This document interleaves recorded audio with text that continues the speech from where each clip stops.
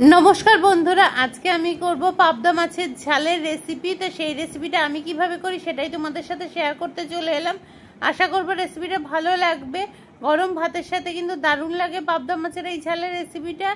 Skip ना करे देखार अनुरोध रइलो। तो प्रथमे आमी निये नियेछि बेश कयेकटा पाबदा माछ। एखाने 9 पिस पाबदा माछ रयेछे छोटो बड़ो मिलिए।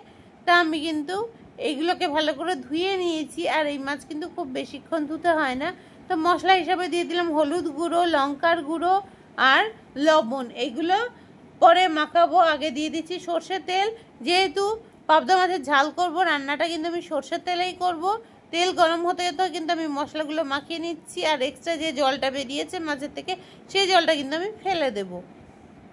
তো ভালো করে মশলা মাখানো হয়ে গেছে। এখন কড়াইয়ে তেলও কিন্তু আমার প্রায় গরম হয়ে এসেছে। মাছগুলো এক এক করে ছেড়ে দিচ্ছি।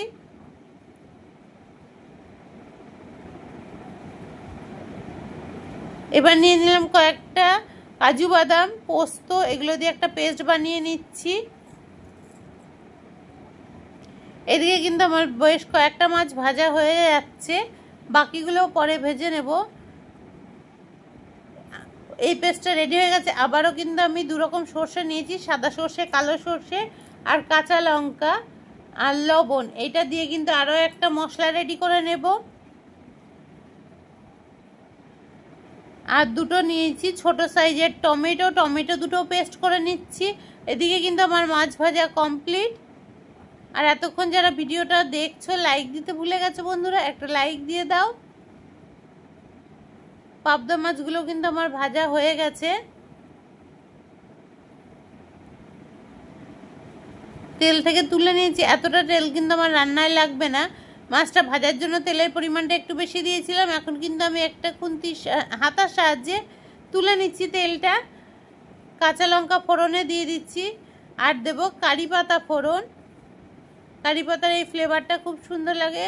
কালো জিরে ফোড়ন দিয়ে দিলাম। এখন বেটে রাখা টমেটোটা পেস্ট করে নিয়েছিলাম সেটা ঢেলে দিলাম। সেটাও কিন্তু আমি মশলার সাথে কষিয়ে নেব।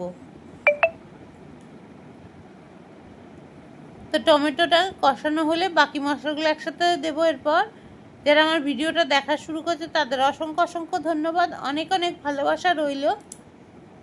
আর নতুন পুরনো সব বন্ধুরা আমার সাথে এইভাবেই থেকো।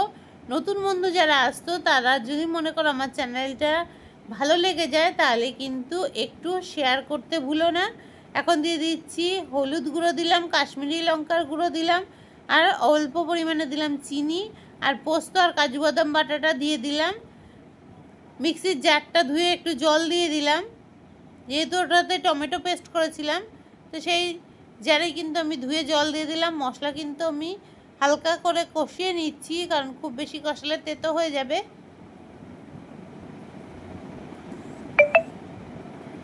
এবার বেটে রাখা সর্ষে বাটা আর কাঁচা লঙ্কার বাটাটা দিয়ে দিলাম।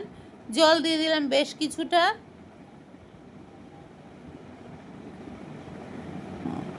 ঝোলটা ফুটে ওঠা অবধি অপেক্ষা করব। দিয়ে দিলাম ফেটানো টক দই।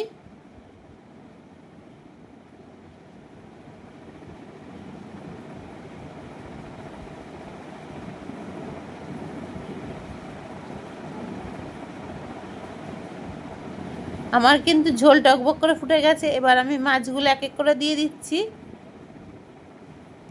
কারি পাতার এই ফ্লেভারটা কিন্তু মাছের ঝোলে দারুণ লাগে।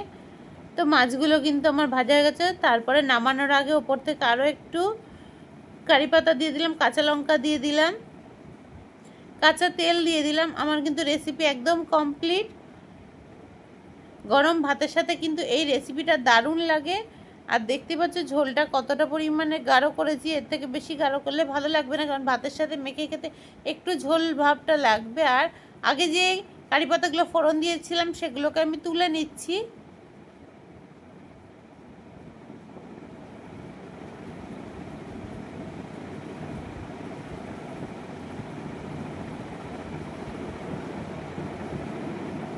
আমার কিন্তু একদম ঝোল রেডি। এবার কিন্তু আমি সার্ভ করে দেবো গরম গরম ভাতের সাথে। এই রকম যদি ঝোল হয় এক থালা ভাত কিন্তু অনায়াসে উঠে যাবে। তো তোমাদের কেমন লাগলো আমার এই পাবদা মাছের ঝালের রেসিপিটা অবশ্যই কমেন্ট করে জানাবে। তোমাদের মিষ্টি মিষ্টি কমেন্ট পড়তে কিন্তু আমাদের খুবই ভালো লাগে। আর অনেক দূর এগিয়ে নিয়ে যেতে উৎসাহ দেয়, যতটা আমরা আজকে আগিয়েছি তোমাদের ভালোবাসায় আগাতে পেরেছি। তো চলো স্কিপ না করে যারা এতক্ষণ আমার ভিডিওটা ধৈর্য ধরে দেখলে তাদের কিন্তু এই রেসিপিটা কেমন লাগলে অবশ্যই জানিয়ে যেও। আবারও দেখা হবে নতুন কোনো ব্লগ ভিডিও বা রেসিপি ভিডিওর সাথে। ততদিন সবাই ভালো থেকো, সুস্থ থেকো আর সাবধানে থেকো। এইভাবে সবাই সবার হাতে হাত মিলিয়ে একসাথে এগিয়ে যাব। তো চলো, পাবদা মাছের ঝালটা দেখতে পাচ্ছ দারুণ হয়েছে, আর খেতেও কিন্তু দারুণ টেস্টি হয়েছিল। তো আজকের মতো বিদায় নিচ্ছি, টাটা, সবাইকে ভালো থেকো, সুস্থ থেকো।